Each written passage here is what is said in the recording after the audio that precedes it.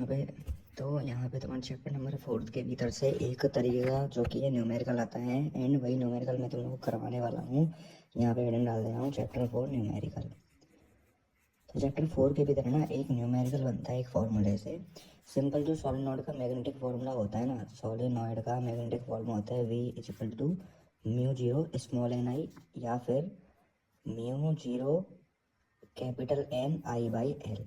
इस capital N by L को अपन लोग लिखते हैं एन, ये होता है नंबर ऑफ टर्न्स पर यूनिट लेंथ। ठीक है, अब इसी फॉर्मूला के बेसिस पे तुमको एक न्यूमेरिकल करवा के दिखाता हूँ चैप्टर नंबर 3 का।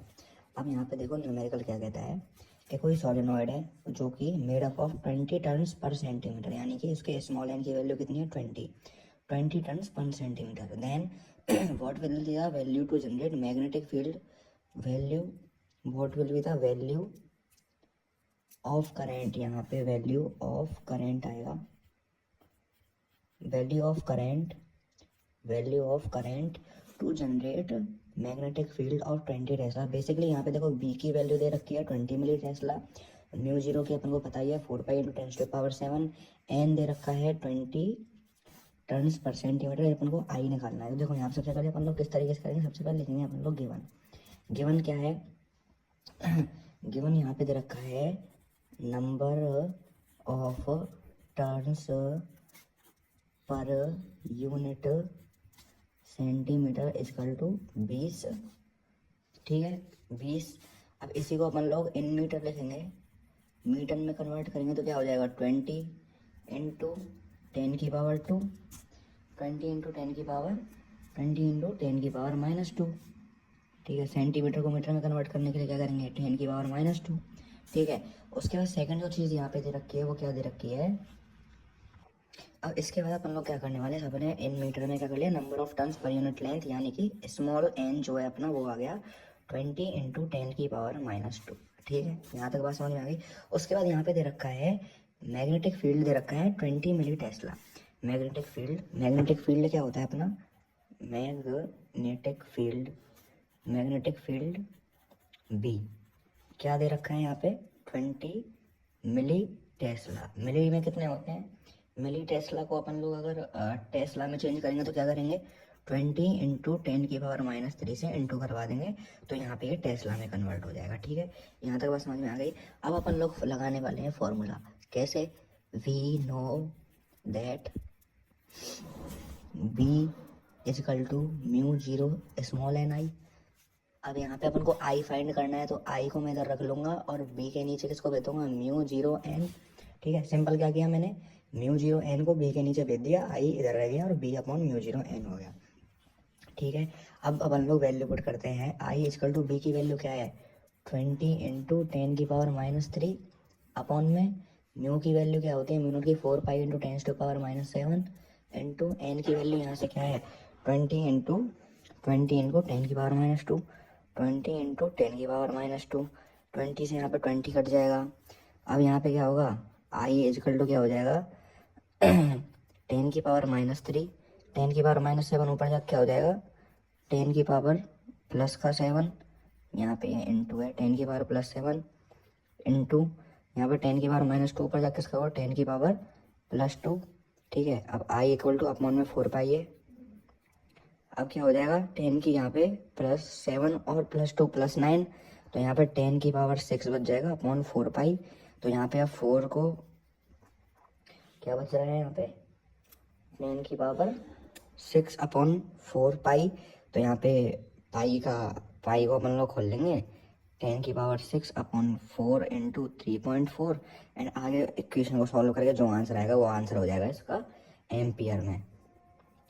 तो इस तरीके से अपन का ये न्यूमेरिकल होता है। क्या किया, सोलेनॉइड में अपन को क्या दे रखा है 20 टर्न पर सेंटीमीटर, 20 टर्न्स पर सेंटीमीटर दे रखा है, उसको अपन लोगों ने मीटर में कन्वर्ट कर लिया। मैग्नेटिक फील्ड की वैल्यू दे रखी है। हाँ एक चीज़ और, इसमें वो ऐसा भी कर सकता था कि करंट दे रखा होता और मैग्नेटिक फील्ड पूछ लेता। मतलब बेसिकली देखो V equal to mu zero N I और V equal to mu zero capital N I upon L, इन दोनों फॉर्मूले की वजह से तुम्हारा ये न्यूमेरिकल होने वाला है। ठीक है, अब उसमें एन और आई दे देगा और बी की वैल्यू पूछ लेगा, या फिर एन और बी दे देगा, आई की वैल्यू पूछ लेगा, या फिर आई और बी दे देगा, एन की वैल्यू पूछ लेगा, कैसे भी देगा, कुछ भी पूछ सकता है वो तुमसे, ठीक है।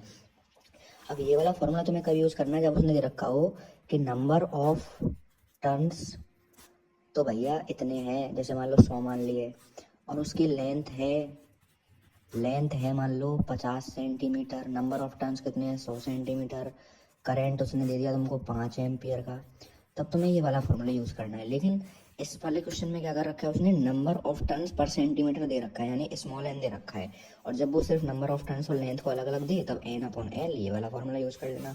एन की जगह पे तो ये 100 पुट कर देना, और एल की जगह पे 50 पुट कर देना।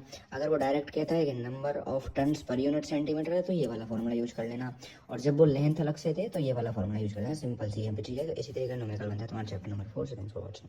और हाँ भाई, ये वाले न्यूमेरिकल बनते हैं इस चैप्टर से, जिसमें एक current is 5 ampere is flowing from north to south in 10 centimetre wire, calculate magnetic field right side of the.